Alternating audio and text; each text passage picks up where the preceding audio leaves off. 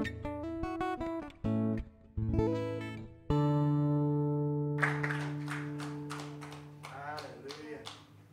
Welcome back. Thank you po, Lord. Thank you, Grace. Thank you po, Lord. Hallelujah. Let us pray.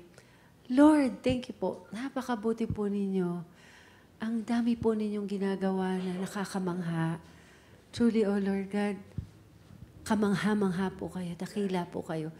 Di po kami magsasawang itaas ang pangalan ninyo sapagkat kapuri-puri po kayo. Thank you po, Lord God.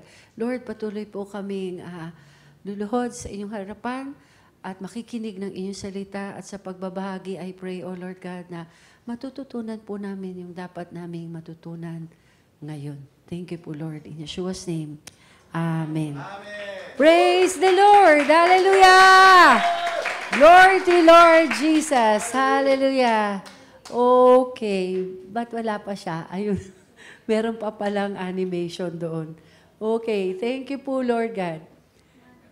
Yes, I have. Thank you. The distinguishing mark of God's people is the presence of the Lord. The three women who stood here to give honor and praise to the name of the Lord, nakakitaan natin ng isang common sa kanila. Ano po iyon? Nakita natin ang presence ng Lord sa kanila. Lahat sila, matitindi yung pinagdaanan. Pero sa tindi ng kanilang pinagdaanan, aba naman, kitang-kita mo rin yung presence ng Lord. Thank you po, Lord, for that. Let them make me a sanctuary that I may dwell with them. Kung papaanong sinasabi dito sa aking unang linya na ang nagsiset apart sa Kristiyano ay yung presence ng Lord. Kahit ano pinagdadaanan mo, kapatid, malalaman at malalaman ng iba. Convincing at ebidensya, masasabi kasi si sister, evident na nandoon sa iyo ang Panginoon. Bakit? Kasi sabi ng Lord, let them make me a sanctuary that I may dwell in them. Hindi pa ba enough yun na sinabi ng Lord, let them make me a sanctuary. Therefore, ang pangako ng Lord, mananahan siya sa atin. At dahil mananahan siya sa atin, yun talaga yung magiging distinguishing mark mo, especially during times of testings. Madalas sinasabi, yun daw testing, dumadating dahil may ituturo ang Lord. Well, para po sa akin kasi, parang it's the other way around. May itinuro kasi ang Lord, kaya ka tinetest. Kung natutunan mo. Hindi ba ilang linggo pag-aaralan mo yung mga lessons sa school and then bago matapos yung first grading period, may test. May tinuro na, kaya tinetest. Kaya mapalad tayo na dumadaan sa testings kasi bakit? May itinuro kasi ang Lord sa atin. Hallelujah! At isang bagay na ipagmamalaki nating lahat, hindi tayo iniwan ng Lord sa tests na on our own. Yung promise that He will dwell in us and He will dwell with us and He will live through us, nandirito. Kaya full gospel iyon eh. We have been set apart. Sabi mo sa katabi mo, you have been set apart. Hindi ba po? Sabi ng Lord, build me a tabernacle and I will be their God and they will be my people. Inaangkin ng Lord. Wow, hallelujah. This is the tabernacle of the Lord. At dito pinili ng Lord manahan. That is why, kapag isang tao, Kristiyano na, sobrang kakaiba ka, tumaan ka doon sa isang establishment na be-bless, pumasok ka sa isang restaurant, pari kang money magnet. Sabi nila, no, dumadami bigla yung nagko-coffee doon, dumadami bigla yung kumakain doon. Bakit? Kasi you carry with you yung tabernacle na kung saan nagdodwell ang Lord. Antindi mo pala, kapatid. Kaya do not look down on yourself. Pag meron kang problema, kapatid, gayahin mo yung tatlong naririto kanina, antindi. Ang tapang nila, no, nakita ko yung boldness sa kanila na ipahiya ang kaaway na dyablo. Every time na pinagmamalaki natin ang ginagawa ng Lord, pahiya yung enemy. When the angel sinned, They were banished from His presence. This is one simple truth na hindi natin pwedeng skip. Kasi bakit? Totoo yun eh. In between Genesis 1 and 2, merong nangyaring matindi. Kaya naging void and formless ang mundo. Pero, yung nag-cause ng voidness ng mundo, hindi na yon sinusog ng Lord. They allowed them to be banished from His presence. But when man sinned, He made a way. He paid the price para ma-restore yung relationship natin sa Kanya. He was so willing to pay the price. Kaya nakakahiya kung tayo, petics pa hanggang ngayon. Nakakahiya sa Lord kung tayo, magsasakam dun sa ating mga problema, sa ating grief, sa ating sadness, sa ating pagdadala ng mga kung ano man yung pighati mo sa buhay. Nakakahiya po yun sa Lord. Kasi bakit? Binayaran na nga niya eh. Sabi sa Isaiah 7:14, basahin po natin to. Therefore,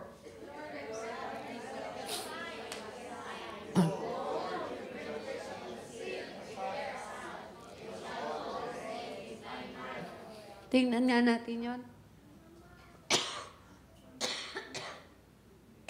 Therefore, He Himself will give you that distinguishing mark.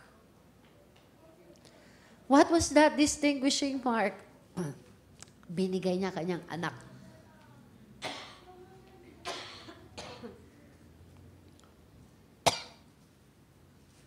Excuse lang po. Gawa natin ng paraan.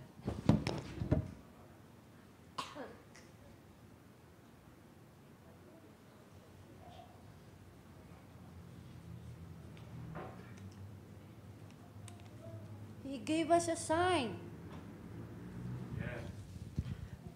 That distinguishing mark. At may pangalan yun. Nothing comes to life with, nothing comes into existence, nothing comes into being, nothing comes into life nang walang pangalan. Kaya kailangan tawagin. Kaya kailangan lagyan ng pangalan. Kahit ipinanganak ka ng mami mo, kung di ka binigyan ng pangalan,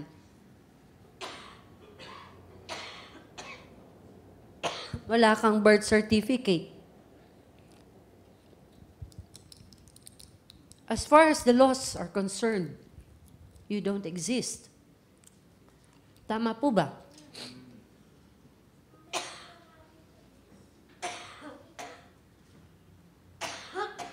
Excuse me po.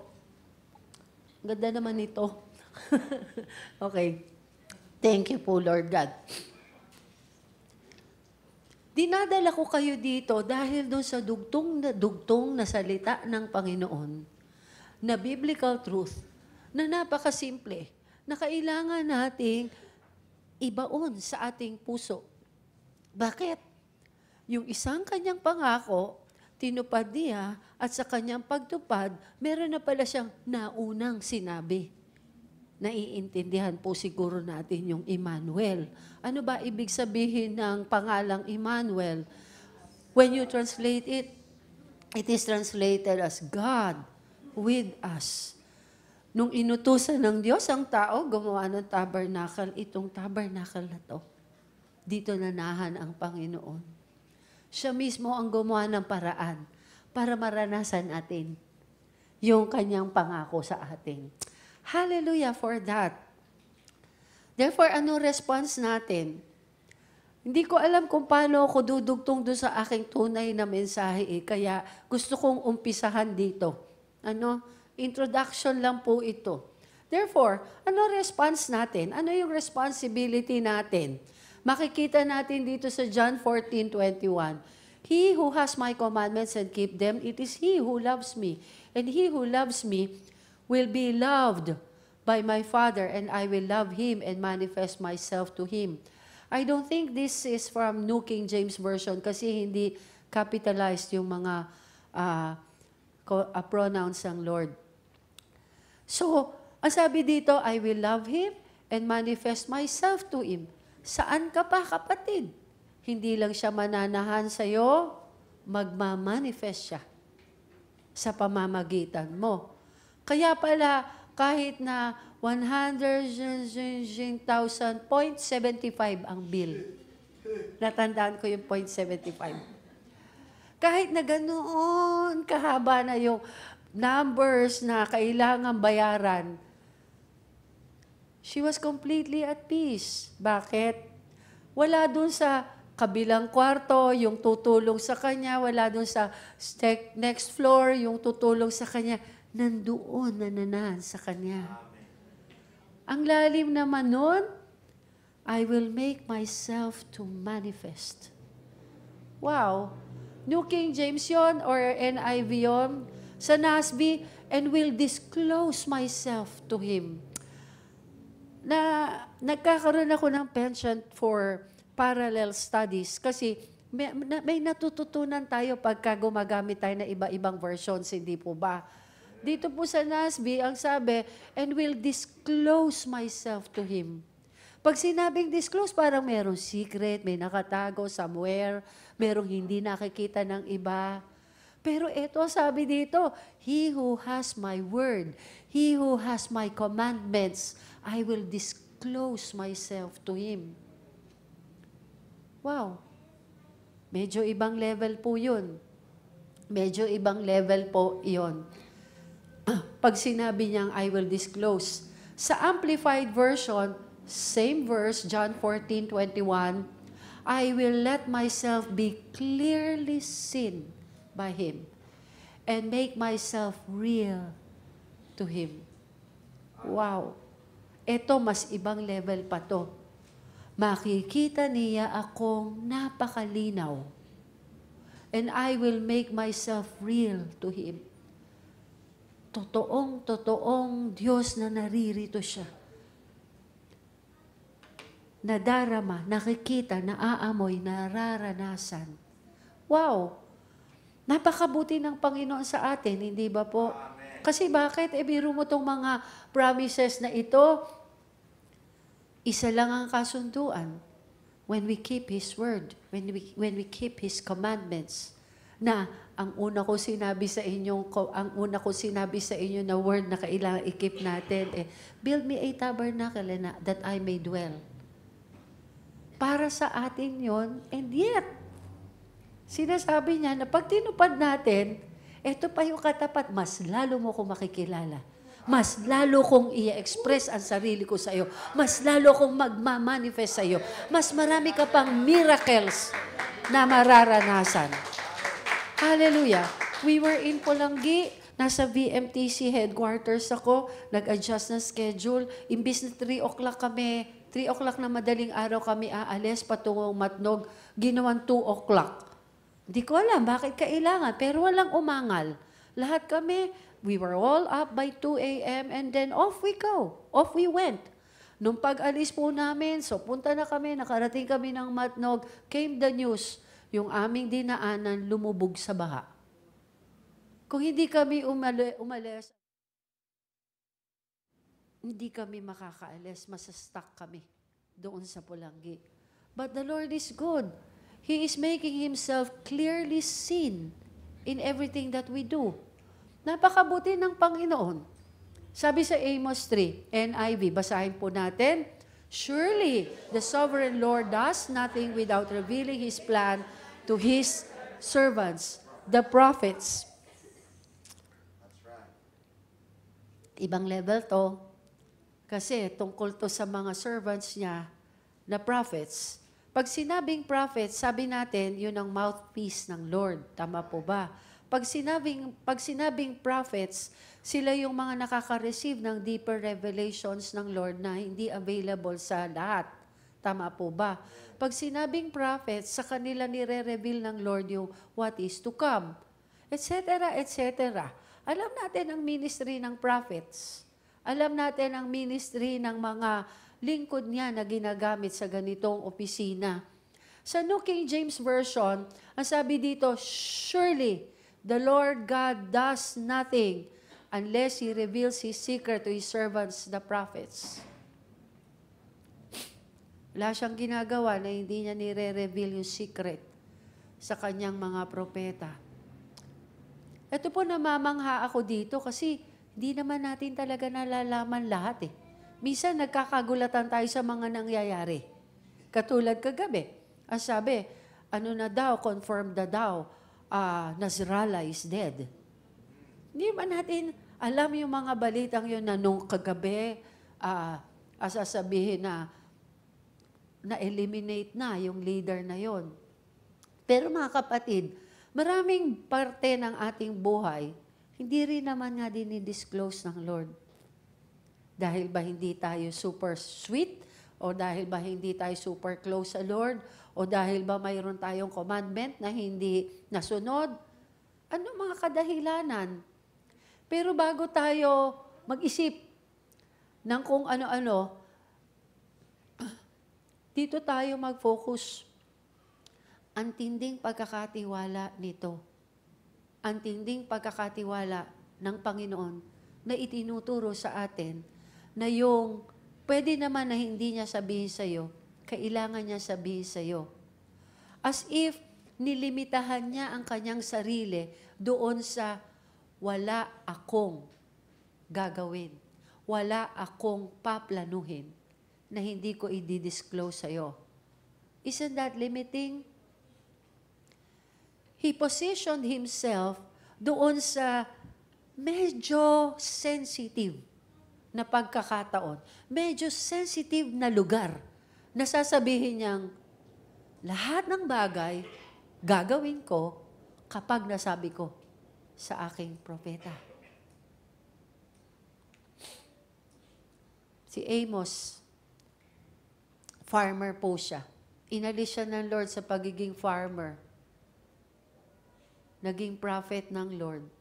Si Dwight L. Moody, an uneducated salesman, nagtitinda ng sapatos, pero handpicked by the Lord. Mula doon sa kanyang trabaho, handpicked siya by the Lord. We all know kung ano ang paggamit ng Lord kay Dwight L. Moody. Some of us, hanggang ngayon, kinikip natin yung mga books niya at pinag-aaralan natin hanggang ngayon. Si Billy Sunday, former baseball player, handpicked by the Lord, ginamit ng Lord. Lahat ng mga taong ito, kinakausap ng Lord. Sinasabi ng Lord sa kanila kung ano yung plano niya, kung ano yung gusto niyang mangyari. But God used Moody and Sunday, not in spite of their humble background, shoe salesman, farmer. Kung kilala niyo tong sila, William Booth, yung asawa niya, yung founder ng Salvation Army, si Amy Carmichael. Ang dami kang makikita ang mga tao ngayon hindi mo akalain ganun pala yung background. Meron akong isang kaibigan na pastora. Ina-acknowledge niya kami ni pastor na kami ay surrogate parents niya. Isang araw, dinala na siya ng Lord sa ibang bansa. Mightily ginagamit siya ng Lord doon. Pero alam ninyo itong taong ito, palagi niyang binabalikan yung kanyang kahapon. At sinasabi niya, alam niyo ba dati nung maliit ako, para ako ay makapag-aral, paghapon may dala akong bila o manghahango ako ng talbos ng kamote at talbos ng ampalaya para ititinda ko para meron akong pambaon bukas. Lagi niya yung binabalikan. Pero alam po ninyo, nakakatuwa dahil yung prophets, tinitingnan natin na matataas na tao, pero doon ako nag-umpisa sa kasama ka eh. Dahil tayong lahat, tinawag ng Lord itong katawan na to as His tabernacle. Where He chose to manifest Himself. Pinili niyang itong katawan na ito, dito mag-manifest ang Lord. Kaya kanina, nung nagpapatotoo ang ating kapatid, kahit ano pa yung nakapa niya, nag-manifest pa rin, hindi na yung bukol ng kaaway, kung hindi ang glory ng Lord. Amen. Hallelujah! Si Moses, si Jeremiah, si Peter, si James, si John, si Charles Finney. Gustong-gusto natin na basahin ang mga kwento nila paulit-ulit. Hindi baga, iba-iba kanilang mga pinanggalingan. Si Moses, hindi mo sasabing from humble beginning si Moses. Bakit? He was being groomed to become a prince. Di ba? Pinag-aral siya doon. Baka naka-homeschool siya sa Egypt at lahat ng mga manners na kailangan niyang matutunan. Itinuro kay Moses, he was being groomed para maging prinsipe sa Egypt. Hindi basta-basta ang background ni Moses. So, hindi po lahat ng tao ay nagmula doon sa background na sasabihin mong petics. Hindi lahat ng taong ginamit ng Lord ay nanggaling doon sa aba na posisyon. Si Peter, si James, at saka si John, matindi po sila. Fishermen sila. Business people sila. Nang tinawag sila ng Lord. Si Charles Finney. Si Charles Finney, nagkaroon kami ng time ni Pastor Obed na kwento niya, basa kami ng basa. Kasi parang doon nag-grow si Pastor Hiram under doon sa tawag nito, ministry ni Charles Finney. Kaya inaalam namin, paano ba lumago si Charles Finney? Hindi po siya basta-basta. Siya po'y isang abogado. May pinag-aralan po siya.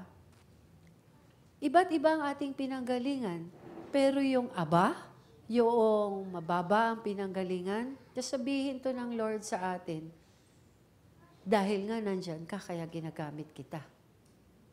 Dahil nga mayroon kang sitwasyon. Minsan, pagka nakaranas ng matitinding pagsubok, halimbawa, nagkasakit, medyo terminal yung gano'n na sickness, ang hinahanap ng tao, sino kaya nagkasala? Yung nanay niya, tatay niya o siya? Ang bilis ng isipan ng tao, pagka nagkasakit, pagka nagka-problema na mabigat, kasi yan, ganun yan, tsaka ganito yan. Ang hanap, ano isisisi, ano ibabato sa tao. Nakakalungkot. Pero ang Lord, dahil nandyan ka sa ganyang sitwasyon, gagamitin ko yung sitwasyon na yan. At gagamitin kita para sa sitwasyon na yan. Hindi nare-realize ng tao yung lundo nung ang katawan na ito ay tabernacle ng Lord. Kung time ni Moses, yung tabernacle niya, doon nagmamanifest yung glory. Isipin mo kung anong glory ang imamanifest ng Lord through you. Samantalang tayo na yung generation na nagko-cover ng buong stretch na sinabi, greater glory. Amen. Kasi bakit? Ay mas matitindi na ang harvest ngayon. Mas matitindi na.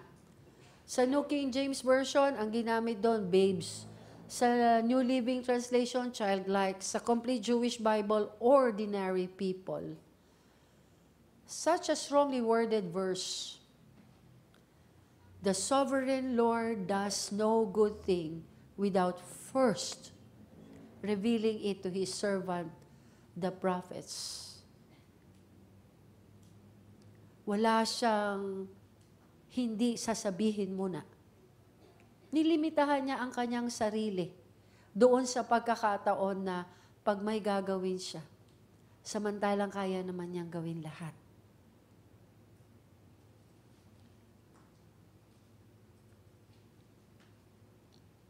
Sasabihin ko muna to kay Moses, ilalabas ko na sila sa Egypt. Ang daming sinabi ng Lord, nandun ang Bible ko. Nasa Bible, sinabi na niyan lahat doon. Ang lahat ng mabuti at magandang bagay na gagawin niya sa'yo, sinabi na ng Panginoon. Kaya ito, tinupad niya ito, sinabi na niyang lahat. Kung papaanong sa Genesis, time ng Genesis, God created everything by His spoken word. Lahat came into being by speaking it out. By the word that comes out of that came out of His mouth. But here comes a verse, He limited Himself to something happening in the earth according to whether a prophet has heard it, and spoken it.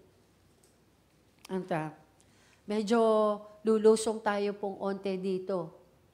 Kasi kailangan nating maranasan yung overflow eh. Amen. Hindi pa inaalis eh. He is waiting for it to be spoken. Isinulat na sa ating Bible. Pero kailangan you speak it out.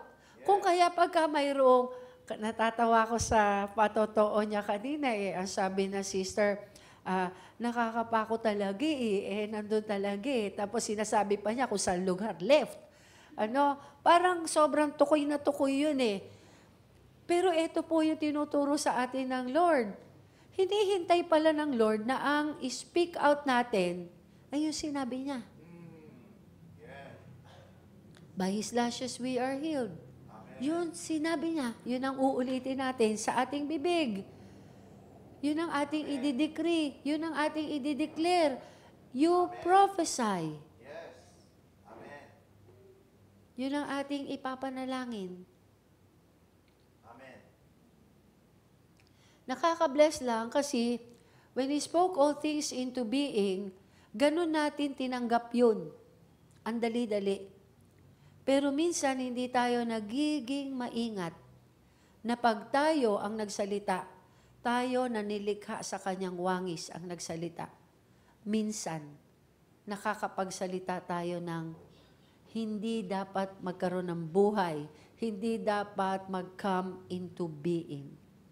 But because you already uttered it, you have provided a name, a time, and a space for that to happen. Seryoso. Destinies are called forth.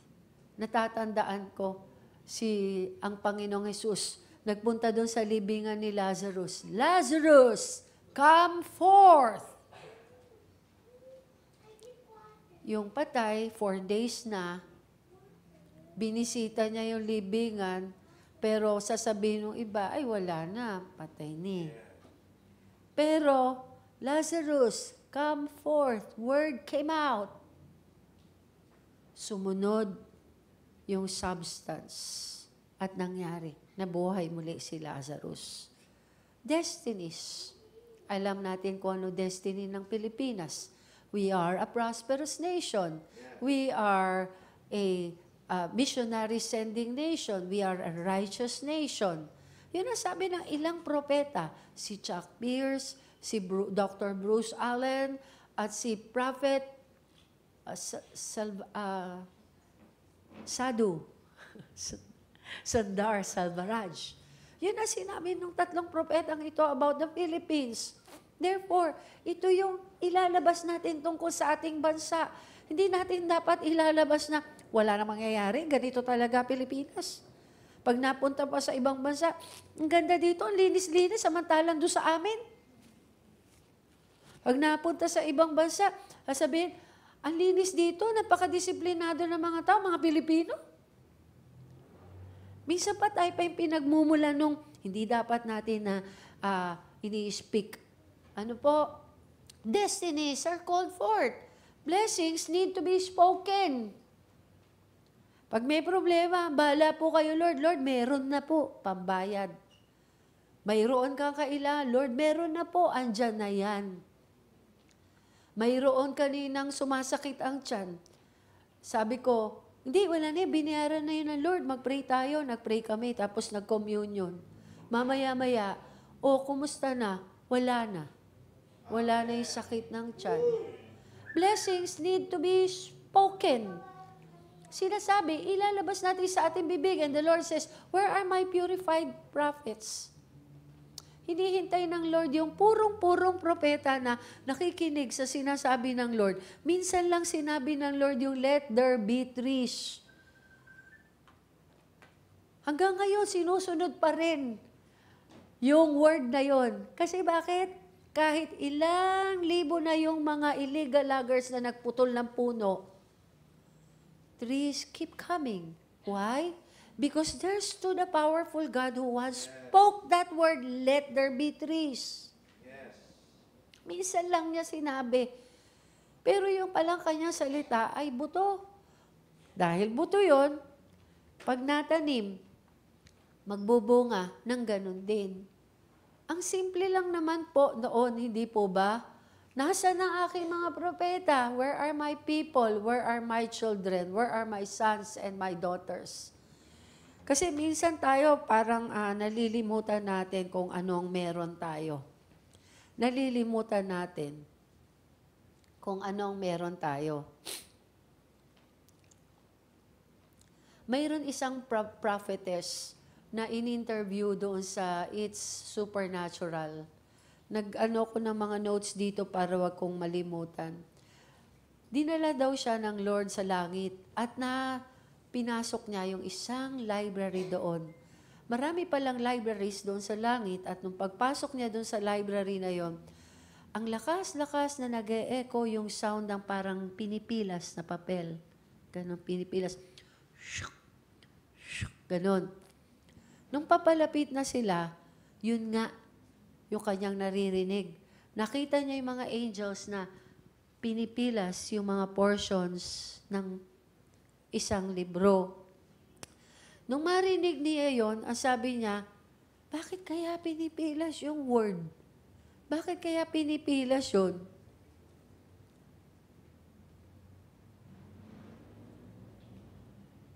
Kahit kalooban ng Lord, pag hindi mo ilalabas sa bibig mo, the Lord bound Himself to that word. I will not do anything unless I tell it to my prophets. The prophets being the mouthpiece. The Lord granted them involvement doon sa gustong i-accomplish ng Lord. That is why yung mga prophets receive so much, parang ang daming pagbatikos. Ganun na lang kung paanong pinagpaplanuhan, mabagsak, mawala, matanggal, mapatay, manakawan ang isang propeta. Ang sabi sa kanya, sabi nitong prophetess na ito, ang sabi ng mga angels, pag walang nag-speak, pag walang nag-prophesy nito, we rip it off the page. Hindi natin alam kung in the past seasons ay nangyayari yun. Pero nung time na yun na dinala siya doon sa library na yun, yun yung activity doon sa library na yun. Alam ko, tatahimik kayo dito. My jaw dropped while watching.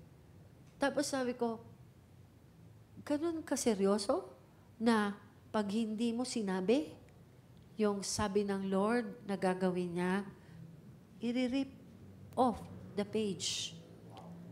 No prophet prophesied that, rip. No prophet prophesied this, rip. Ginaganon. Narinig naman natin to, pray for the peace of Jerusalem. Alam na natin yan. Let it just come to pass. Kasi will ng Lord yung peace sa Jerusalem. Pero dahil sinabi ng Lord, pray. We need to keep on praying. Hindi tayo dapat titigil. We need to keep on decreeing. We need to keep on prophesying. We need to keep on doing the very thing na sinabi ng Lord na hinihintay niya na gawin natin. Maging madaldal tayo sa ganun. Maging madaldal tayong ulitin kung ano yung sinabi ng Lord sa atin. Hindi po ba? Huwag magsasawang mag-pray. Huwag titigil mag-pray. Emma Stark, ayun. Emma Stark, naalala ko na, yung prophetess. As sabi ni Emma Stark,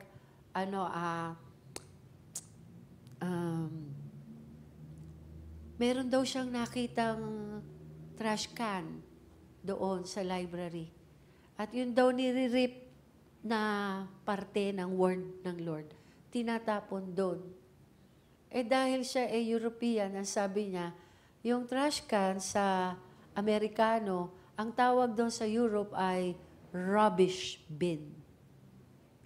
Sabi ko, sakit pakinggan. Sakit pakinggan.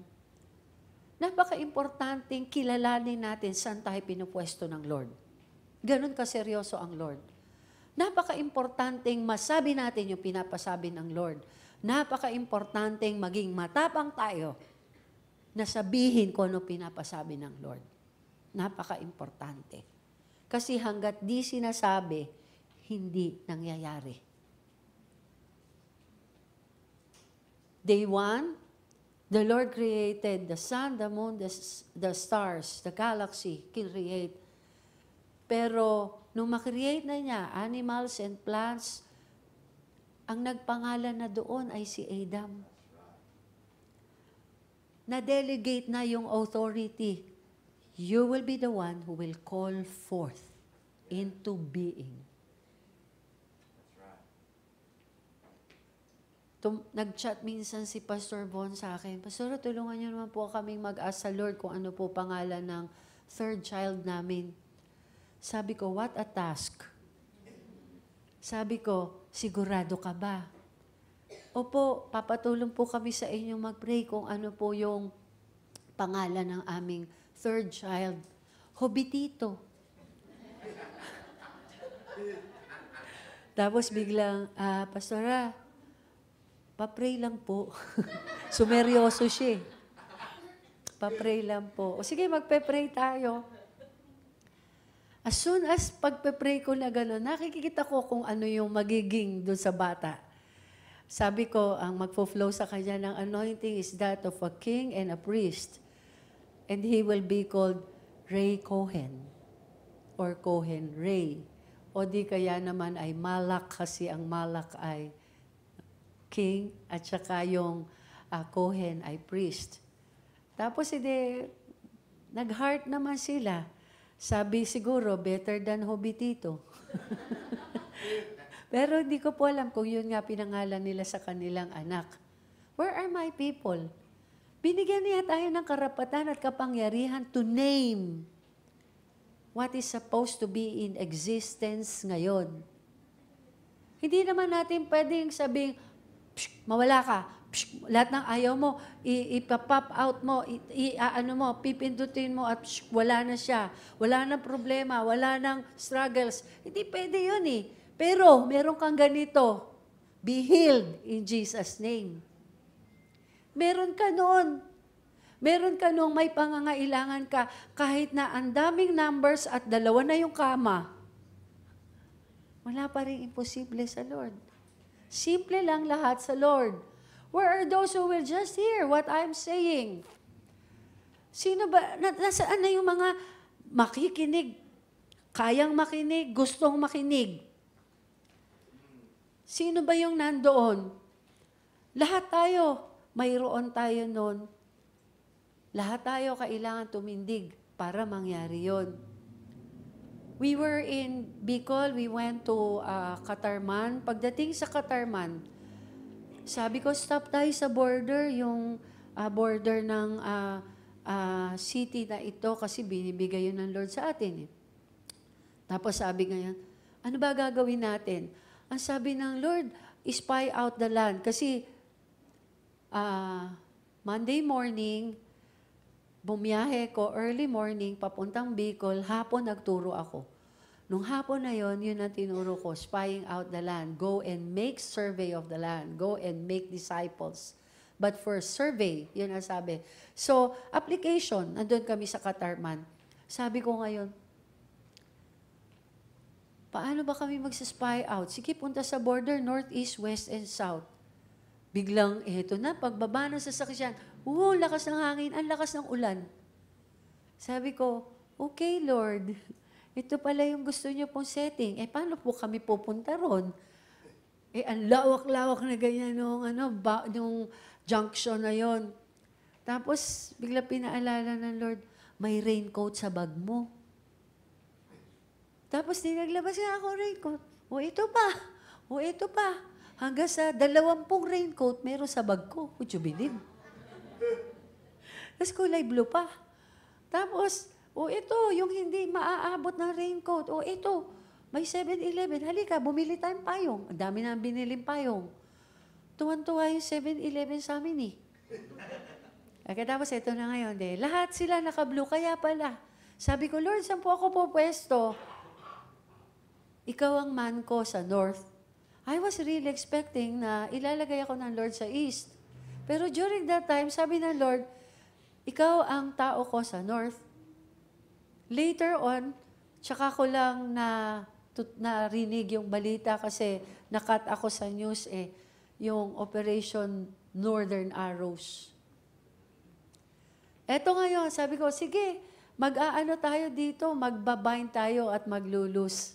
Eto na ngayon, binibidyohan ng aming magdo-document.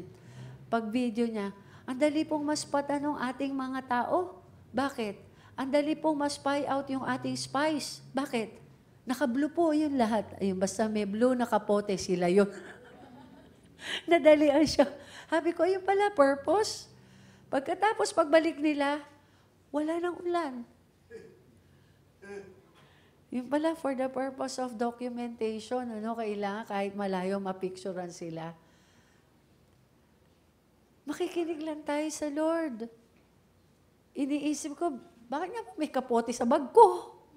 Naalala ko, yun yung dinadala ko sa Tarlac. Minsan, naabot kami ng ulan doon. Ako, laging may payong, sila wala. Di may kapote. Where are we? Sa Book of Genesis, nasabi ko na to sa inyo, di ba?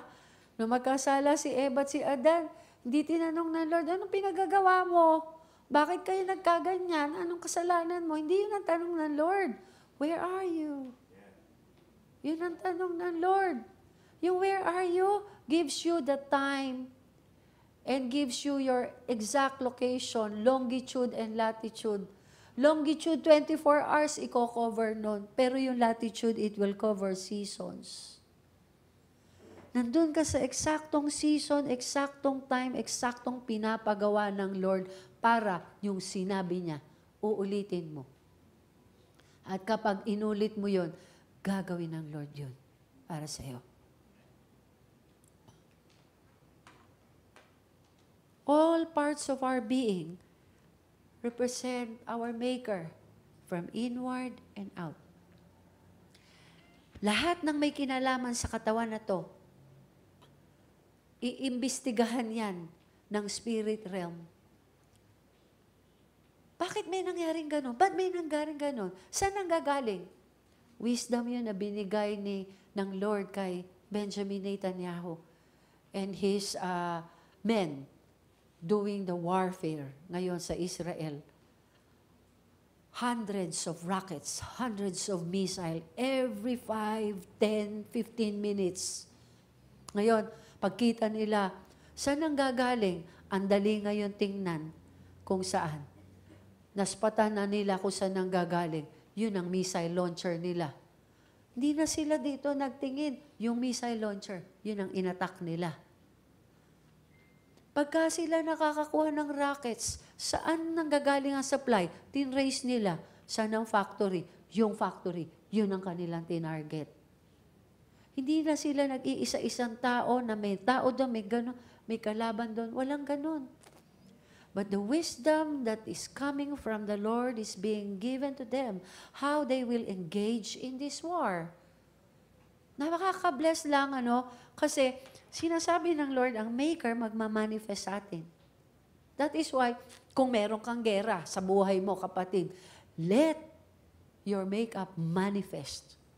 Sabi ni Amir Tsarfati, tungkol kay Bibi Netanyahu, sabi ni Amir Tsarfati, I don't know what kind of material this man is made of.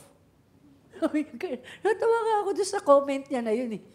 I don't know what kind of material this man is made of. Mag-iisang taon na. Pero ang tindi nitong taong to. Hindi siya basta-basta napupush. Hindi siya basta-basta, sige, yun na lang gawin natin. Wala siyang ganun. Alam niya kung ano gagawin niya. Siguro dahil may understanding siya ng time. Siguro dahil kaya niya sagutin yung tanong, where are you? Ikaw, kaya ka ngayon Prime Minister, mayroon kang crucial na papel ngayon para sa Israel at sa history ng buong mundo. Siguro by now may idea kayo kung gaano ka-crucial yung position ko bilang pastor ng Jugs ko. Siguro naiisip mo na ngayon, paano kaya si pastora? Ang dami nating haharapin sa buhay. Pero mga kapatid, the maker, nakalagay. Baka magalit sa akin si Luta pero wag na lang. Pero nakakatuwa lang yung yung minsan sasabihin na, bakit ganyan yan? Minsan meron tayong mga ganun titingnan natin, saan gawa yan? Ganun Minsan meron tayong ganun Pero totoo, kapatid, tingnan mo yung sarili mo, inside and outside. Ang Lord dapat magmamanifest sa atin. We have His DNA. Without understanding this concept, we cannot understand the movement dynamic that God is carrying us through. Mayroong dynamics doon sa movement ng Lord. Itong mismong slide na to, kinuha ko lang to doon sa slides ko nung huli kong nagturo sa inyo. Kailangan kasi nating maunawaan yung konsepto na yon ng Lord, yung movement dynamic na itinuturo ng Lord sa atin ngayon. We don't just exist. Hindi ka just. In Tagalog, you are not basta-basta. Amen. Hindi ka basta-basta. Where are those who live in the Spirit and by the Spirit? Iba yung Spirit-filled sa Spirit-led. Masaya na tayo, nag-tongues tayo, Spirit-filled. Pero kailangan Spirit-led tayo. We were in Katarman. Sabi nung navigator namin, Pastora, itinerary po natin sa Katarman. Okay, we will go to the highest point at hingi tayo ng direksyon sa Lord. While seeing that the Lord is giving me a passage from the Bible, now read this before them. Dalawang sasakyan po kami, dalawang van actually. So, pumunta kami doon sa university doon sa Katarman, tapos nakalimutan ko yung pangalan ng school. Pag-akit namin, highest point talaga, kita yung buong campus. Ito, college of ganon, to college of ganon. Yung buong university, kita. Tapos noon, meron kaming group chat, ang sabi ko, okay, open your Bibles in the book of 2 Kings, chapter 13, verses 15 onwards. Tapos pag ganon-ganon, babasahin natin ito. Ito yung inutusan, yung i-shoot ng arrows yung ground. Natatandaan niyo yon, yung story na yon? Tapos ang sabi, open your east window. Tapos sabi ko, ang dilim na kasi. Maaga pa, pero ang dilim na kasi. Maulan doon. Sabi ko, may compass kayo. Saan ba ang east dito? Ayan po, yung tabi ninyo na bintana. Ayan po, east po yan. Binuksan namin yung east, dito natin i-direct. Ang sabi ng Lord, ito, de-declare natin. The arrows of victory for the Lord and the arrows against the Syrians. Eh di, sabi ko, sige, dali lang naman nun. So, 5, 6, 7, sige lang. Mag-shoot tayo ng arrows dire-diretso while declaring it. Make sure na naririnig yung declaration mo. So, ginawa namin yun. Nandun ako sa bagong van nila, Pastor Bon, yung Toyota. Yung ibang mga estudyante nandoon sa lumang van. Yung lumang van. And while there, nag-iiyakan na pala sila. Kasi binabasa pa lang yung word, nakakaramdam sila ng ibang presence. May entity na pumalibot sa kanila. And then all of a sudden, pakiramdam nila niyuyugyug yung kanilang sasakyan. At nung niyuyugyug yung kanilang sasakyan, nararamdaman nila nandun sa mga bintana, mga nakaganon sa kanila. Niyuyugyug yung sasakyan nila. And then after that, sabi ko, sige lang, gawin natin. Dito tayo, buksan yung window ng sasakyan nyo. At dito tayo mag-shoot. Nag-iiyakan na pala sila kasi niyuyugyug. Kahit niyuyugyug, gawin lang natin ang gawin. So, after doing that, si Pastora Len, doon siya kasi nag-aral sa university na yon. Tapos sabi ni Pastora Len, ito pong lugar na to, kakaiba po talaga ito. Kaya ang daming naramdaman doon ng mga estudyante, yung mga trainees natin. Sabi niya, ito po kasing lugar na ito, ang dami pong nag-suicide dito. At hanggang ngayon, dami nagsusuicide. Yan po mga punong yan. Meron pong umaga, paglabas ng dorm ng mga makikita nila may nakabitin na mga nagbigti na estudyante. Tapos nakaganon daw, nakahang yung mga estudyante. Tapos, when we were about pala to declare, sabi ko, pinapapalitan, wait. Sabi ko gano'n, pinapapalitan ng Lord, imbis na serious, death, against the spirit of death. Yun, sabi ko. E di kami naman, pinalitan namin yung i-declare na imbis na serious, the arrows of the Lord against the serious, against death. Later on, saka lang namin alaman, ang dami pala nag-suicide doon. So, ang dami kaming mga pinagawa ang Lord nung time na yon na kakaiba. At nung pababa na kami, pinapadeclare ng Lord yung funding, pinapadeclare ng Lord yung provision, pinapadeclare ng Lord yung mga estudyante na matatouch yung heart. Nung gabi, late in the evening, may debriefing kami. We will be leaving Katarman early in the morning the following day. Pag anong ganon, sabi, sige natutunan, sinabi ng Lord dito that will aid us in our next move. Sabi nila, tinouch po ng Lord ang heart ko, inuutusan po ako ng Lord, na lilipat na po ako dito na ako mag-aaral. Sabi ko, wow. It is one thing for us to be spirit-filled. And it is another thing to be Spirit-led.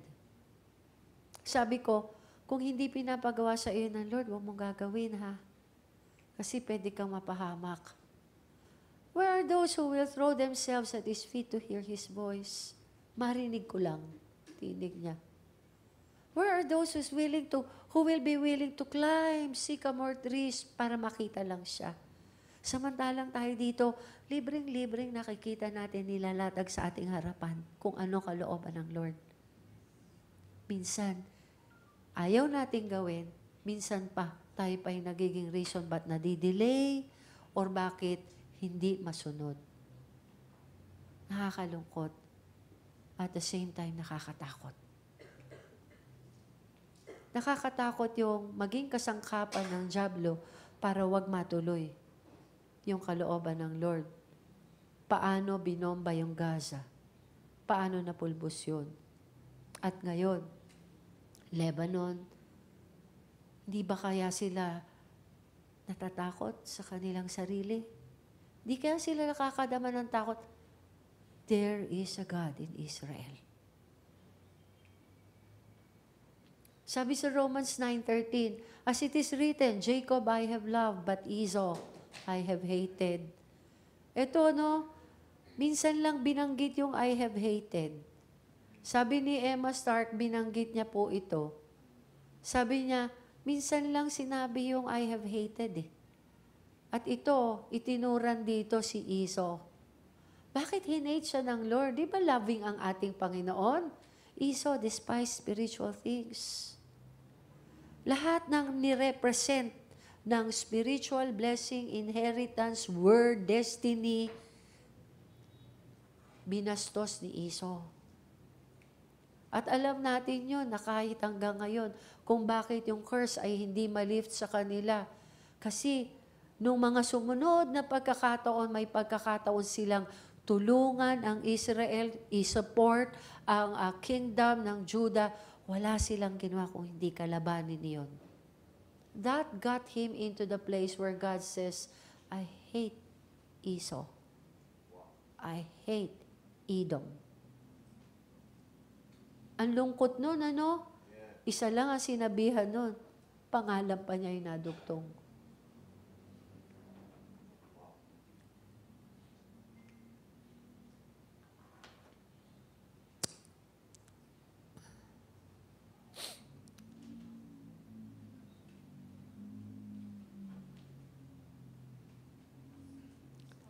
Walang record sa Bible that he hated this person or that. Other than this section, Jacob I have loved. Hindi yun nababago hanggang ngayon. At makikita natin yung grabing involvement ng Lord ngayon sa gerang iyan. Yung involvement ng Lord sa kanya. Di ba? Yung distinguishing mark, kitang-kita ngayon. Sino yung nagpe-pray? Oh, sila yun. Nasa kanila yung word. Sino yung nagpe-pray para sa kanila? Sino yung nagkakaroon ng special na program para lang dun sa gera na yun? Distinguishing mark. Sila yung tumanggap ng Emmanuel. Therefore, because God is with us, sa atin din magmamanifest yung kapangyarihan ng Diyos. Pagod na pagod ka na pero hindi ka pagod. Antok na antok ka na pero hindi ka inaantok. Tama ba yun? Gutom na gutom ka na pero hindi ka nagugutom. Pastor, contradicting po sinasabi mo, yun mismo. Kasi bakit? Nagmamanifest siya sa atin. Jacob, I have loved. Because he desired spiritual matters, spiritual blessings, spiritual authority, spiritual birthright. Pinahalagahan ni Jacob yung lahat ng iyon. My sheep hear my voice and I know them and they follow me. Yan ang totoo. Kung sino yung anak niya, naririnig ang boses niya. Kilala siya ng Lord. Bakit siya kilala? May distinguishing mark. Saan ang galing yung mark? I have given them the sign. And his name shall be called Emmanuel. Ganun kasimple. Simple equation. Binigyan ng pangalan ng Lord. God is with us. Yung God with us, Emmanuel, magmamanifest sa atin. Binigyan ng Lord ng pangalan. John 10:25-26. Jesus answered them, I told you and you do not believe. The works that I do in my Father's name, they bear witness of me. But you do not believe because you are not of my sheep, as I said to you. Ito malungkot, pero sabi ng Lord, the works that I do in my Father's name, they bear witness of me. Therefore, siya na nasa sa atin, yung witness ng Holy Spirit, yung witness ng Father, through Him, nasa sa atin. Tanong, may imposible ba sa'yo? Wala. Walang magiging imposible sa'yo. Bakit? Kasama natin ang Diyos. Di ako matatakot. Di ako malulunod. Kasama natin ang Diyos. God may actually not be doing some things in our nation because nobody bothered to prophesy it. Minsan, alam mo, ito nakakaano no? Kasi, prosperous nation, righteous nation, hindi naman ito prosperous, ginaganon-ganon tayo ng China, kung paano tayo tingkiin ng China, doon sa, natin, territory natin, We need to prophesy. We need to speak the word. Kailangan natin i-release yung power ng kanyang word para mangyari yon. It's the Rosh Hashanah. October 2, Rosh Hashanah na. Feast of the Trumpet Blast. Last year, when we asked the Lord, Lord, paano po kami magse-celebrate ng Rosh Hashanah? Sabi ng Lord, ang isa-celebrate nyo ay Feast of the Trumpet Blast. So, di kami nag-prepare ng apples na dinidip sa honey, na kinabukasan, ang daming bahay na may apple pie, dahil sobra-sobra yung apples. Alam mo, nung last year, yun ang sabi ng Lord, Feast of the Trumpet Blast. Ano ba ginagawa ng trumpet? Bakit sila na mga kabataan na naririto kanina, nagbo-blow ng shofar? May kino-call forth sila. Mayroon silang sinasabihan, hanggang dyan ka lang. Pero meron din silang sinasabi, you are welcome here. Meron sila sinasabi, we acknowledge your presence. Meron sila sinasabi, there you are. Wow. Wow. Rosh Hashanah, Ang dami natin kailangang ideklara. Magsasama-sama tayo. Ina-advertise ko po, October 2 and 3. Magsa-start yon, 3 segments po yon, 3 watches ang i-cover. 6 to 9, first watch, 9 to 12, and then 12 to 3. 6 to 9, first watch po natin yon. Magse-celebrate na tayo doon. Mahalaga na alas 5, nandun na tayo kasi 6 nga yung umpisa. Ano po? So magse-celebrate tayo doon. Magdedeklara tayo doon. Nung araw na pinag-umpisa tayo ng Lord doon, yun yung araw na naungkat si Guwaping. Si Alice Go. Yun yung araw na ang daming gano'n na expose. Our prayers are working. Our prayers are being heard. Your prayers are powerful. So, importanteng gateway yun. Biro mo doon tayo binigyan ng Lord ng inheritance. May teritoryo tayo doon. Na nandun sa tuktok ng bundok. Ang tindi, sabi ko nga, Lord, ang tindi po nito. Muntik pang mawala sa atin yun. Kasi nagzo-zoning pala sila pagkatapos, ito, ba't parang wala naman, nakatiwangwang ito, babawiin ng gobyerno. Pero hindi nila nabawi. Kasi yung presence ng Lord never left the place. And so we will go there. Doon sa Rosh Hashanah. May i-announce ang Lord sa atin doon. God is fast-tracking people. Dito ako magtatapos. Sabi ni Emma Stark, I just want to share this with you. Blessed na blessed na blessed ako dito. Sabi ni Emma Stark, God is fast-tracking people through the process of fire and testing. Dadaan ka sa matinding apoy, pero sabi ni Pastor Boy Baldomaro, di ka masusunog. Dumaan ka man sa apoy, pero di ako masusunog. Di ba? Yun ang sabi doon sa kanta. Pero ang sabi dito ni Emma Stark, meron daw process na pagdadaanan ng church. May process na pagdadaanan ang nation mo. May process na pagdadaanan ang church mo, family mo, ikaw mismo. Meron kang pagdadaanan na proseso. You may not like it. You may not vote yourself in para maranasan mo yun. Baka ayaw natin nun. Pero this is what the prophet was told. Tayo ay dadaan doon sa proseso ng fire and testing. Have you felt the fire of God lately?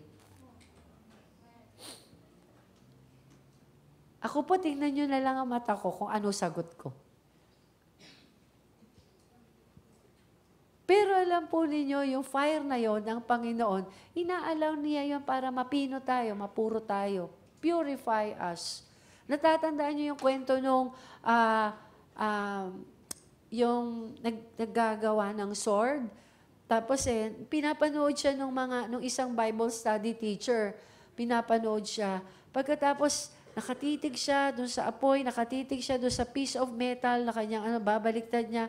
Pagka apoy na, ipapound niya, gano'n, tapos babalik niya uli. Tapos meron pang time na bubusan ng tubig, meron pang time na ifa-fan into flame. May mga proseso. Sabi ng Bible study leader, kasi ito po yung topic namin sa susunod naming Bible study. Turuan niyo naman po ako, bakit kailangang nakatitig kayo doon? Sabi niya, that is my work. I need to keep my eye on it. I need to keep my eye on the metal. I need to keep my eye on the sword that is being forged. And not a fraction of a second will I allow him there through the fire longer than what he needs. Hindi kita hahayaang nandoon sa apoy ng mas mahaba sa kapiranggot na segundo na hindi mo kakailanganin. Sabi nung Bible study leader, wow!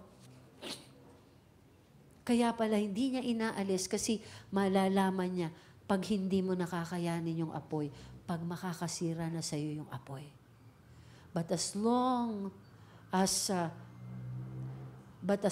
the forging continues on, ibig sabihin, kailangan mo yun. Kailangan mo yung proseso na ikaw ay nandoon sa apoy. Have you felt some kind of a painful pressure lately? Meron ka bang gano'n nararanasan?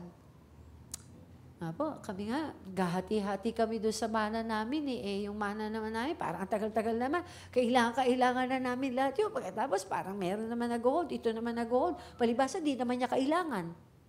Narinig niyo na yun? Kaya ako yun na ikukwento, may nagpapa-counsel sa akin ng gano'n. Minsan, yung mga issues sa buhay na pinagdadaanan, parang pressures na, pwede bang wala na lang gano'n? Minsan meron ako sinabi sa Lord na, Lord, help me define the word tama na. Lord, tulungan niyo po akong i-define for myself yung word na sobra na. And then I will stand and say, enough.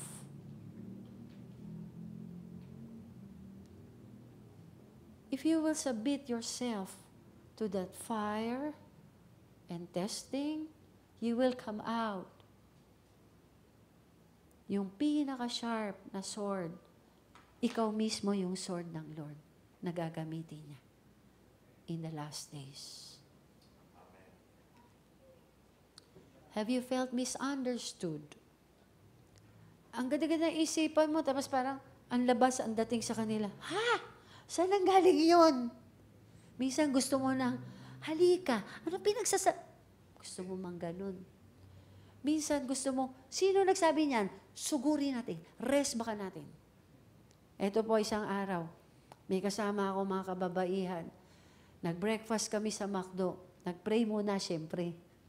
Nag-pray sa tower. Pagka-pray, breakfast tayo sa McDo. Pagdating sa McDo, yung isang kababaihan, talaga tumatayo siya. Kinukwento niya, nag-away kami nung asawa niya kagabi. Wag na natin pangalanan, itago natin siya sa pangalang Inday.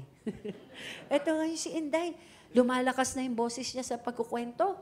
Sabi ba naman niya sa akin, galit na galit ako, doon talaga ako nagalit, inaway ko na siya, hinila ko yung kama namin, magkalayo na tayo, diyan ka matulog dito ako. Tapos sabi ko, bakit? Ano naman yun? Sabi niya, sinabihan ba naman ako, pastora?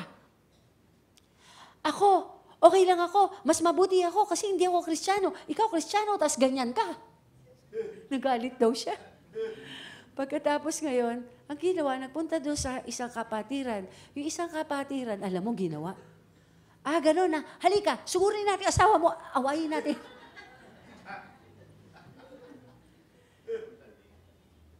Sabi ko nga, huwag ka na babalik dito, kasama namin pareho. Huwag ka na babalik dito, ikaw naman, tumigil ka rito. And then I started telling them stories. Stories lang. Those stories were my stories na ikinagagalak kong ibahagi sa kanila. Those were stories na hindi ni-rip off ng angel sa langit.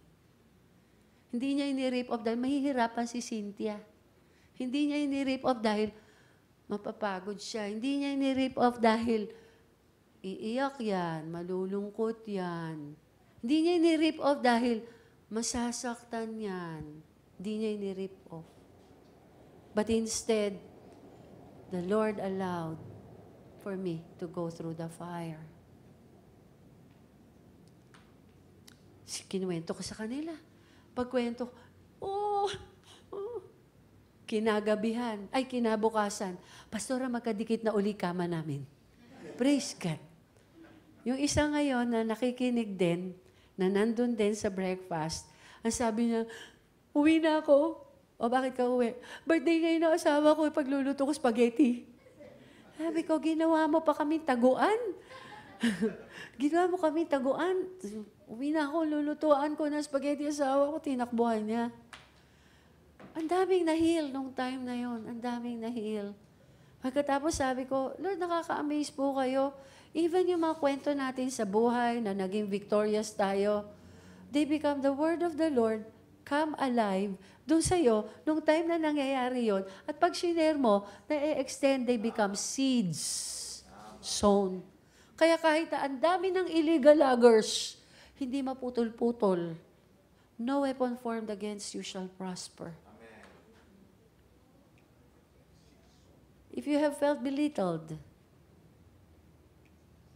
if you have felt mold, If you have felt there is an assignment against you in any way, pagka parang pakiramdam mo, ito, may pangit na balak to sa akin. Alam mo yung mga ganon? If you have felt na ganoon, may pinagdadaanan ka ba, kapatid? Sabi nga ni Pastora Jenny Babes, may pinagdadaanan ka ba? Daanan mo lang.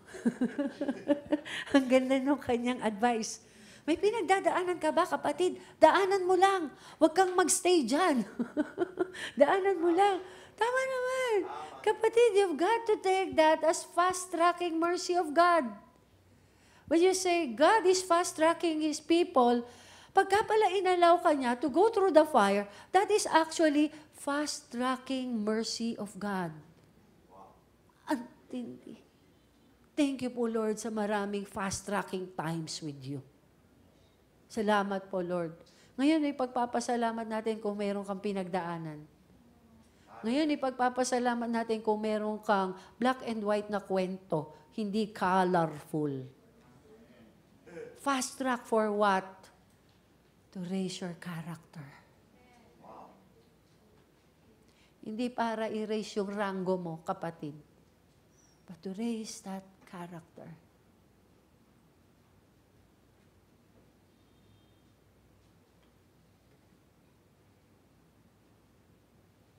Wala kang mabibili sa SM. Character. At hindi nangyayari overnight. Pag nandun ka na sa fast track, sasabihin ng Lord, you're right on time. You may have missed a lot in the past, but welcome, my child. You're right on time. Late bloomer ka in the past, pero finastra ka ng Lord, kaya ka napunta sa jugs ko. Inilapit ka nung pinsan mo kasi nagkasakit ka. Napunta ka sa jugs ko kasi namatay yung ganun mo. Lumungkot ka, nilapit ka nung kaibigan mo, dinala ka doon sa jugs ko. Fast track. You're right on time. Sabi mo sa katabi mo, kaliwa. You're right on time. Sa kanan, you're right on time. This fire, this heartache, this hardship is my promotion. Wow! Hallelujah! Pino-forge ng Lord yung bagong character sa atin. Pagharap mo, si Moses ba yan? Parang hindi. Nakakasilaw. Tatanungin nila, sino yan? Si Tess ba yan? Wow. Si Nori ba yan? Wow. Leonora. Wow. Mark the name, Leon Nora.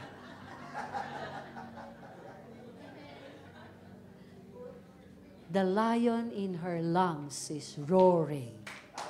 Wow. Hallelujah. Promotion pala natin yun. Habang dinadaanan natin, di natin alam kung saan tayo kakapit para tayong mga hilo. Nakakatawa yung itsura natin, pinapanood tayo ng langit habang nangyayari yon. Pero ngayon, alam mo na, promotion mo pala yon. Pinopromote ka ng Lord kasi sinasabi ng Lord, branded. Wow! Wow! Antindi mo, this is my fast track. Hallelujah! Thank you po, Lord. Huwag tayong mag-complain, huwag tayong mag-murmur pag meron tayong pinagdaraanan. Huwag po. Huwag po. Unawain natin ito. Pina-fast track ka ng Lord. Kasi bakit? In-invest na niya yung sarili niyang anak sa atin. Nandito, hindi siya pwedeng mapahiya. Dahil bakit? Hindi niya binabawi ang anak niya sa atin. Amen. This is my fast track. He is hijacking you into your destiny. Kailangan ka niyang i-fast track kasi, wow, kali ka dito ka, kasi ayun ang destiny mo. Konting kembot na lang, andun ka na. Wow! He is is hijacking you into your destiny. Hindi ko yan original. Doon yan sa prophetess. Tuwang-tuwa lang ako. He is fast-tracking you to your promotion. Wow! Siya pa gumagawa ng paraan. There is no other way. There will be no better way than to put you through the fire. Kasi pag nandun ka sa apoy, babagsak lahat ng dross, babagsak lahat ng impurities, and you will come out pure, brilliantly pure before the Lord. Hallelujah!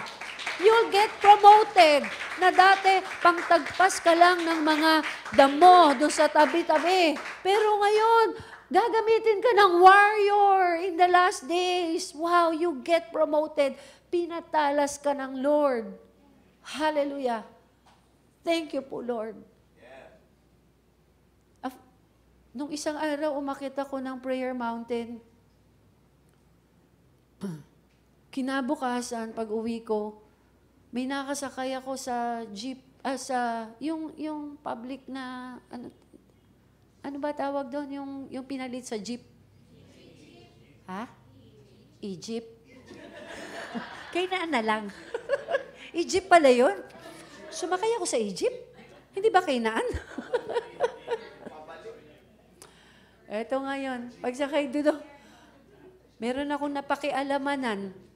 Meron pala siyang earphone. Tawa ng tawa si Phoebe nung kinukwento ko. Nasubaybayan ko yung storya niya, pagsakay na pagsakay. Nag-away kami kagabi, pupuntahan ko siya ngayon. Kamay pupunta ako sa dorm, ha? Tapos sabi niya, nakwento namin, uy, nag-away silang girlfriend niya. Eto na, may bumaba. May iba nang kausap. Second episode. Iba na kwento niya. Ba't sila nag-away? May kasalanan din ako kasi di ko sinabi sa kanya. Hanggang sa third episode, fourth episode. Nasubaybayan ko na mala MMK na storya.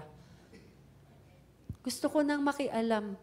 Nung papakialamanan ko na, the Lord is fast-tracking you. Andun po kami sa Alaminos. After Bicol, we went straight to Visayas, and after Visayas, palit ng bag kinaumagahan, punta ko ng Alaminos. Ang tapang mo, Pastora, hindi ako yun, ang Lord yun. E di nga, nasa Alaminos kami. Nung gabi, blessed na blessed daw yung mag-asawa. Sabi, hindi namin alam na galing pa siyang Visayas. Hindi namin alam na galing pa siyang Bicol. Kung hindi, dapat binago namin yung date. Tapos nagsusumbong doon sa Moshaved nila, hindi namin alam. Kung alam lang namin, awang-awa daw sila na pagod pala si Pastora. O bakit? Ano ba nang dumating siya? Ang saya-saya. Nagayabang magkape. Ang saya-saya, di siya pagod. Ang saya-saya niya, sabi gano'n. Tapos sa tuwa nila, pinasalon ako nung gabi. Oh, tingnan niyo naman ha. Eto na ngayon. Dinala ako sa salon. Sige, i-puts pa siya, i-puts pa paa, i-puts pa mukha, Sabi ko, hindi, wag na yun. Okay lang ako. Pwede ba pati kilay? Ang daming ginawa sa akin. Enjoy na enjoy. Para akong buhay Reyna doon. O di pinagawa ako na gano'n. Nalaman nung gumagawa sa akin na wala na akong asawa. Tapos sabi niya, ako po, namatay po yung asawa ko 2 years ago. Eto na ngayon. Labas yung sword. Labas yung arrow. Wabak! Labas. Na born again. Eto katabi. Nakikinig pala, ganyan na ganyan. O narinig mo yung sinabi ko sa kanya, na born again din. Tumanggap din. Yung nandun, na born again din. Hallelujah! Thank you po, Lord. Kahit nawala ka dun sa fire, may nababorn again pa. Hallelujah. Tapos, sinundo ako nila, Pastor Andrew. O, Pastor, follow up mo na to. May 3 kang bagong miyembro. Susunduin nyo to at mag-church to sa atin. Born again na sila. Akala niya galing siya dun sa napakatindi. Tapos sabi ko, hindi, mahal ka ng Diyos. Huwag mo paniwalaan yan. Kaya hinayaan niya ng Lord, kaya mo yan. Mahal ka ng Diyos, pinaliwanag ko sa kanya, na born again. Praise God po. All glory to God. He needs your voice. Kailangan niya tinig mo, kapatid. Ang dami kong nakausap on our way. Hanggang Ormoc, nakarating ako. Dami kong nakausap na tao. Kailangan ng Lord ang boses natin.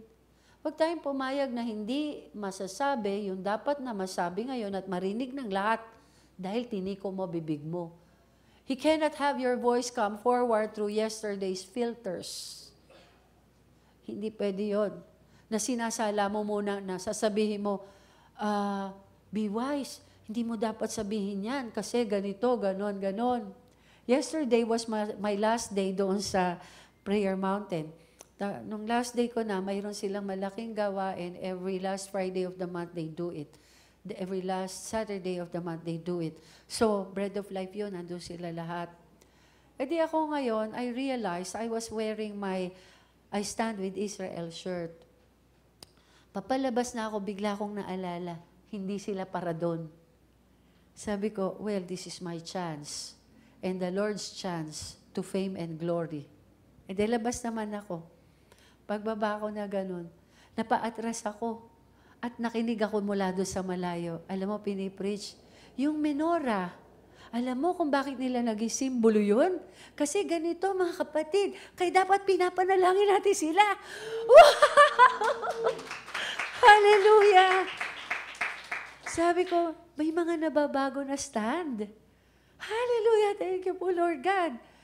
He cannot have your voice come forward through yesterday's filter. Maaring doon sa palagay mo nung araw, wag kang kawawa naman yung mga OFW natin doon. Ay, wag kang ganyan kasi baka mamaya gantihan to, baka resbakan to. Kailangan natin maging matapang. Ito na yung panahon. Gamitin ng Lord yung boses mo. He cannot have your voice through viral opinions.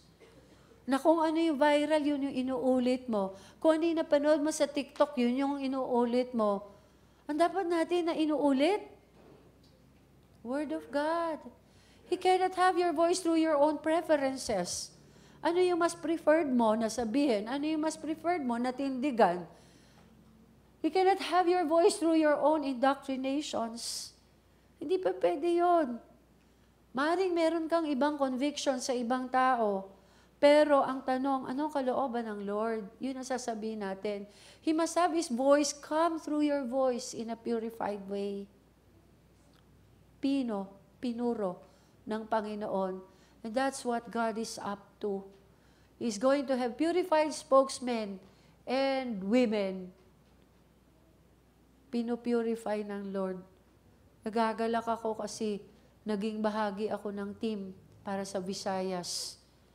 Nakikita ko yung lawak.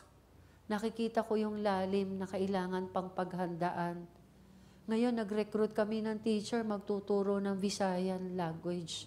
Kasi sa Katarman, iba Bisaya. Sa Cebu, iba na naman ang Bisaya. Waray. Sabi ko, dito maayong buntag. Doon, maupay nga aga. Ano ba talaga salita nyo? Ano ba usap nyo?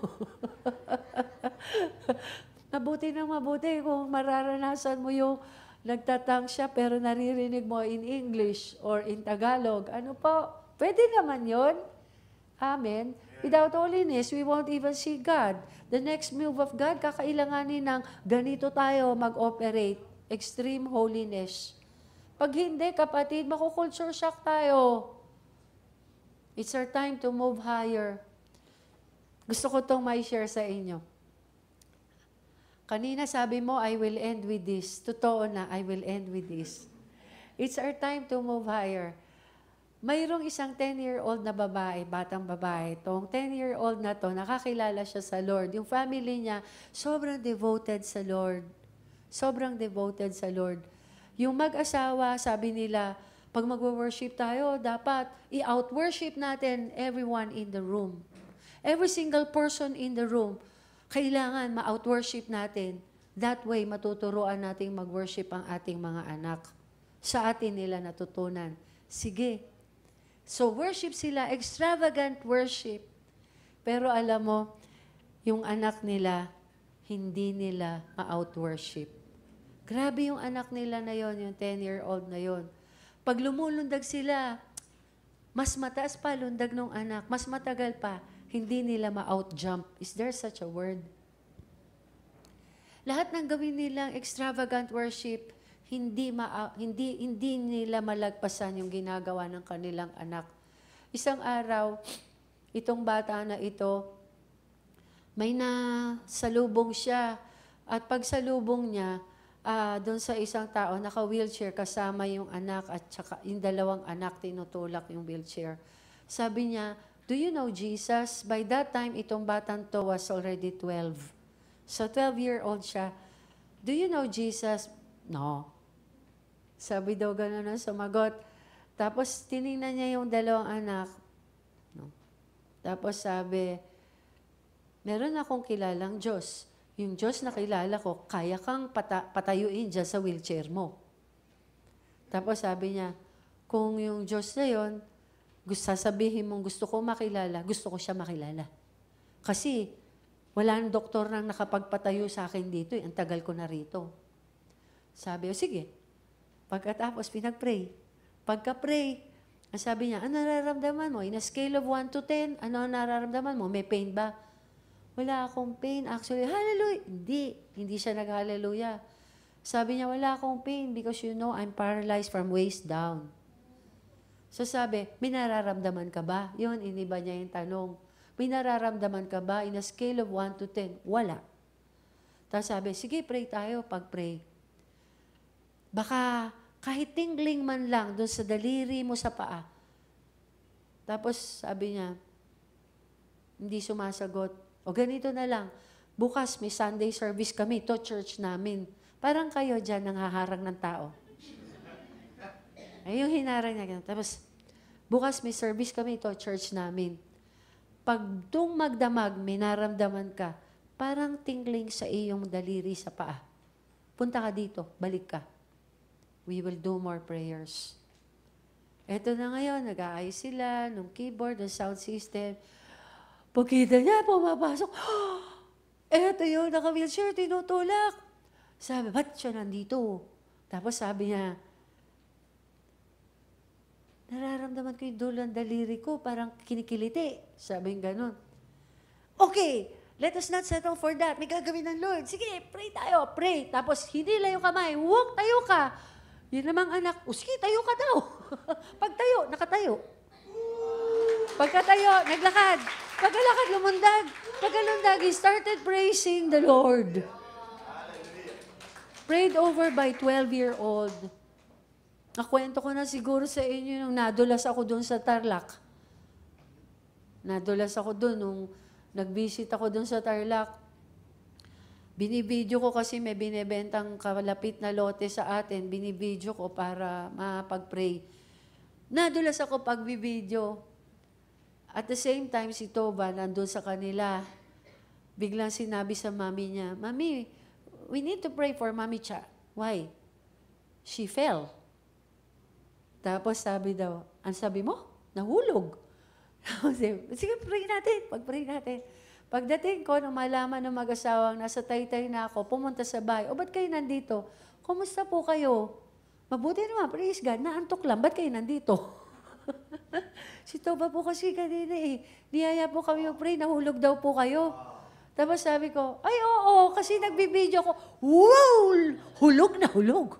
To the max. Nasaktan po ba kayo? Yun nga, naa-amaze silang lahat kasi yung hulog ko na yon, nahawakan ko yung bakod. Nahugot yung bakod. Would you believe? Pagkatapos, yung kape ko, naisilit ko pa doon sa bag na nakagano. Yung cellphone, hawak-hawak. Wow! Hindi man lang nasira yung cellphone, yung kape pa rin. At lalo na ako, wala akong buto-buto na nabasag o na-dislocate. Tapos sabi nila, grabe po yun. O di nandun sila. Ay, umakyat ako. Pag akyat doon sa kwarto, sumama si Toba. Pag akyat ni Toba, ganun. Tumayo. Mami Cha, why did you fall here? Tinuro niya ang spot. Sabi ko, hindi niya nire-refer yung fall ko sa Tarlac. Kasi tinuturo niya. Why did you fall here?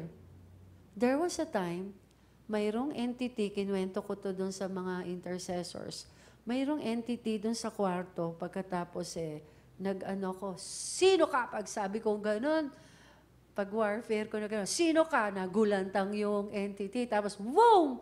Ano siya gano'n, tilapon siya. Pag tilapon niya, natulak niya ako, nahulog ako sa kama. Eksakto yun ang tinuro ni Tova. Why did you fall here?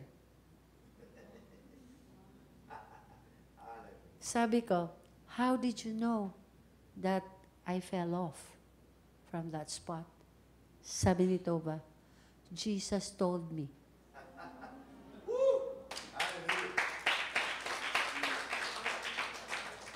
Opo, si Ahava, si Israel, yung mga bata natin ngayon, kinakausap ng Lord. Nung minsan, umiiyak yung isang bata, bakit ka umiiyak? Mami, siya is crying. Hating gabi. Siya din, umiiyak. Pinagpe-pray niya ako. Umiiyak siya. Tapos sabi ko, nakaka-amaze. Mga bata ang sumusunod. Yung mga bata, uy, hindi lahat naman sumusunod. Praise God. It's our time to move higher. Extreme words in the Bible like yung Ezekiel 21, Valley of Dry Bones. Paano ngayon yan? Paano magkakaroon ng flesh, ng sinews? Paano magkakaroon ng life uli yung mga dry bones na yon? Ang bihira, extreme itong gagawin ng Lord in the last days. These are the days of Ezekiel. He's waiting for the rattling sound of dry bones. He is waiting for the leonoras to arise. Yes! Yung iparinig mo, yung lion inside of you, that lion inside your lungs should manifest himself. Wow! The roaring of the Lion of Judah. Hallelujah! These are the days of Ezekiel, the dry bones becoming as flesh. And these are the days of your servant David, rebuilding a temple of praise. Hallelujah! Thank you po, Lord. Pagkakataon mo to, I'm not saying arise to your fame and glory. Arise and witness the greater glories of the living God. These are the days of the harvest. The fields are white in your world, and we are the laborers in that vineyard, declaring, prophesying, decreeing, telling forth, praying forth the word of the Lord. Nasanay tayo, days of Elijah. Ang dami nating beses kinakanta yon. Hindi natin inaawit ito, pero we need to decree the word. Visayas, here we come. Pupunta tayo doon. Maraming maboborn again doon. Hallelujah. Thank you po, Lord. Thank you po, Lord. Hallelujah. He will give you His wind of authority. A people who will be His voice. Welcome to Fast Track World.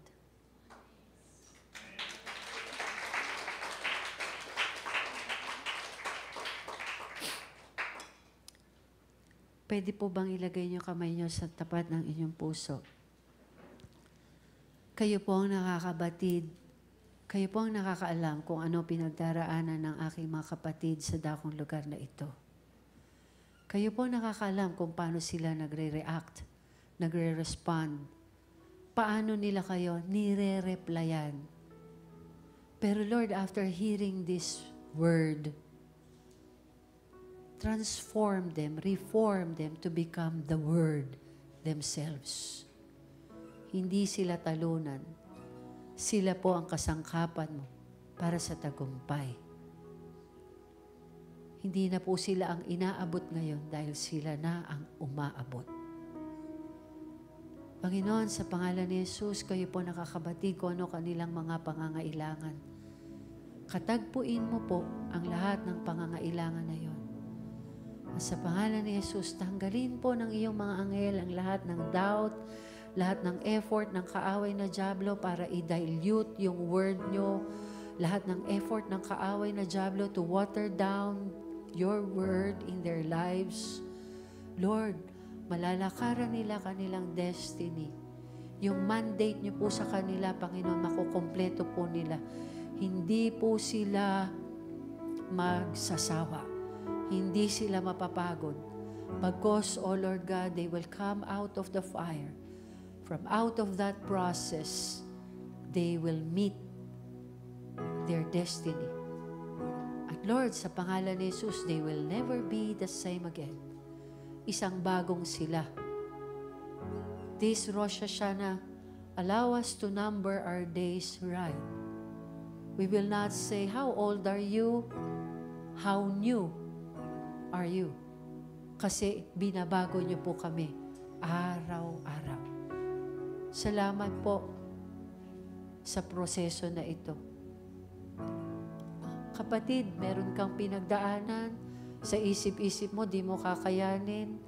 Kapatid, hanggang ngayon, nandun ka pa rin, pabalik-balik ka doon, makaka-breakthrough ka, pero mamaya-maya may magti-trigger, balik ka na naman. Kung ikaw yung tao na yon, yung kaliwa mong kamay, iabot mo, kunin mo yung word, ipatong mo doon sa kanang kamay mo na nandun sa puso mo ngayon. Take hold of that word. Ang gesture na ito, kapatid, gesture na hawak-hawak mo, tangan-tangan mo yung salita ng Diyos sa puso mo. Ang puso, ito yung nagsasabi kung buhay o patay ang tao. Kaya kapag nilagay mo yung word sa puso mo, magmamanifest yung klase ng buhay, yung uri ng buhay na gusto ng Lord meron ka. Hindi ka na babalik dun sa dati. Hindi ka na pwedeng balikan nun dati. Hindi mo na pwedeng dalhin yung sarili mo sa dati. Inilalagay ng Lord ang sarili mo sa isang bagong tatayuan. Arise! Arise, kapatid. Tindigan mo yung bagong pinapatindigan sa'yo ng Lord. Open your mouth and then speak His word. Let that breath come out of your lungs. Let the roar of the Lion of Judah come out and burst into joyful praise, a joyful song of worship and thanksgiving unto the Lord. He deserves it. He deserves it. Kahit ano pinagdaanan mo, kapatid, sabi ng mga kabataan, deserve niya na mapapurihan natin siya. Please open your eyes with me. May bago kang mata. Gesture yon. Nung pumikit ka, sinara mo na yung mata mo doon sa dati mong pinipiling tingnan. Pero kadalasan, kung ano yung nakikita natin, yun yung nilalabas natin sa mata, sa bibig. Kaya, pinapikit tayo ng Lord, pinahawakan yung word. Pag dilat mo, may iba ka nang nakita. Gusto ko pala tong kapatid na to. Dati nakikita mo sa kanya, puro pintas. Ngayon, ang buti-buti nito, naalala ko tong kapatid. Ganun. Magkakaroon ka ng bagong pananaw sa buhay. You will never be the same again. At di mo natitingnan yung sarili mo talunan. Kasi bakit? Pinalakas ka ng Lord. You have the Lion of the tribe of Judah in your lungs. Roar. Roar. Thank you po.